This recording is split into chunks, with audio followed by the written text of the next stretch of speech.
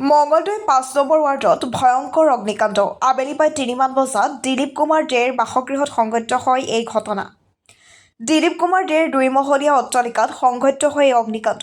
এই ঘটনাত কোনো লোক হতাহত হোৱা নাই যদিও জুইত বৃহৎ পৰিমাণৰ সা-সম্পত্তিৰ ক্ষতিগ্ৰস্ত হোৱা বুলি জানিবলৈ দিয়ে গৃহস্থই। ৪খন অগ্নিনিৰ্বাপক বাহিনীয়ে ঘটনাস্থলীত উপস্থিত হৈ জুই নিয়ন্ত্ৰণ কৰিবলৈ সক্ষম হয়। মঙলদৈৰ পৰা মিৰ চাহিল ইৰফানৰ ৰিপৰ্ট, AIN লাইভ।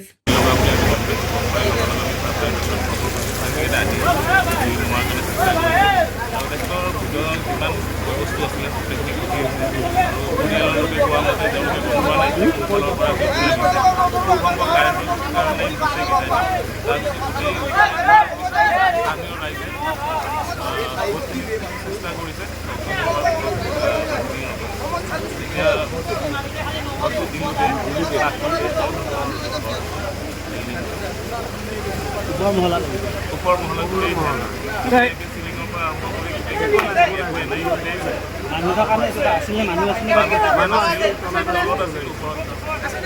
আচলতে আমিও পৰিয়ালৰ তৰফৰ পৰা গম পাইছোঁ যে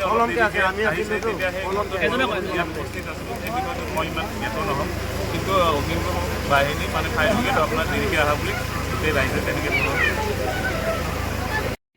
যিকোনো খবৰ আৰু বিজ্ঞাপনৰ বাবে যোগাযোগ কৰক 7896121996।